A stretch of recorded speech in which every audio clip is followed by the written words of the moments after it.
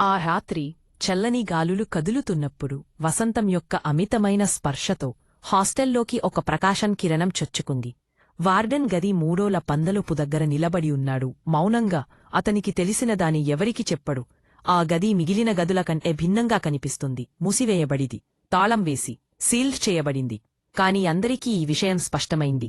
లోపల ఐషా స్వరం పిలుస్తుంది. మొదట్లో ఆ అమ్మాయిలు అది ఒక ప్రాంక్ అనుకుంటారు. కాని నేహా రూమ్మేట్ సరిగా తిరిగి వచ్చిన రోజు అటువంటి భావనలు మారాయి. నేహా ఆ నిశ్శబ్దాన్ని కత్తిరించి సున్నితంగా తాళం తీసి ఒక్క మాట చెప్పింది. ఐషా, ఇది నువ్వైతే దయచేసి ఆపు. గదిలోకి ప్రవేశించినప్పుడు చల్లని గాలి ఆమెను చుట్టుముట్టింది. అద్దం పగలనేదుగాని లోపల నుండి పొగమంచు కప్పబడి ఉంది. ఎవరో ఫిరాయితో ఊపిరి తీసుకుంటున్నట్లయింది. నేహా అద్దం దగ్గరికి వెళ్ళింది. మొదట ఆమె ప్రతిబింబం సహజంగానే కనిపించింది. కాని అప్పుడు అది చిరునవ్వు చిందించింది. ఆమె మాత్రం కాదు. అద్దం లోపల ఒక చేతి ముద్ర కనిపించింది. సన్నమైన, తెల్లగా ఉండేవేళ్లు. నేహా కేకవేసి వెనక్కి జారింది.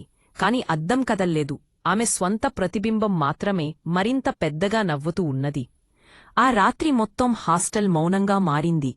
తలుపులు స్వయంగా తెరుచుకున్నాయి. ప్రతి కారిడార్లో లైట్లు తలుక్కుమన్నాయి. అమ్మాయిలు మెల్లగా చెప్పుకున్నారు. ఐషా ఆత్మ వెళ్ళలేదు, అది వ్యాపించింది. త్వరలో ప్రతి గదిలో గుసగుసలు వినిపించడం మొదలైంది. ఎవరో పేర్లు పిలుస్తున్నారు. తాళం వేసిన తలుపుల బయట అడుగుల శబ్దం వినిపించింది. బాత్రూంలలో నవ్వులు వినిపించాయి. మరెప్పుడు అద్దం లోపల నుండి తట్టే శబ్దం వినిపించింది. ఒక్కొక్కరిగా ఆ ఫ్లోర్లో ఉన్న అమ్మాయిలు గదులు ఖాళీ చేయడం మొదలుపెట్టారు. వారాంతానికి నేహా మాత్రమే మిగిలింది. ఆమెకు ఎన్నో రోజులు నిద్రలేదు.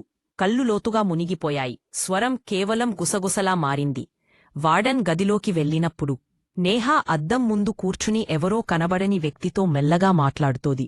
ఆమె ముఖం ప్రశాంతంగా ఉంది. స్వరం సాంత్వనగా ఉంది.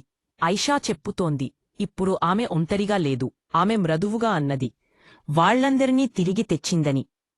ఆమె వెనుక యద్దం నెమ్మదిగా మెరిసింది. అందులో డజన్ల కొద్ది తెల్లటి ముఖాలు కనిపించాయి. అద్దానికి అడ్డంగా ఒత్తుకుని నిశ్శబ్దంగా చూస్తున్నాయి. చూస్తూ, ఎదురుచూస్తూ. వార్డెన్ కేక్లేసింది. కాని సహాయం వచ్చేలోపు నేహా కనిపించలేదు. గదిలో కేవలం ఆమె స్వరం మాత్రమే మిగిలింది. రూమ్ 309కి స్వాగతం. తరువాతి ఉదయం అదృశ్యమైంది.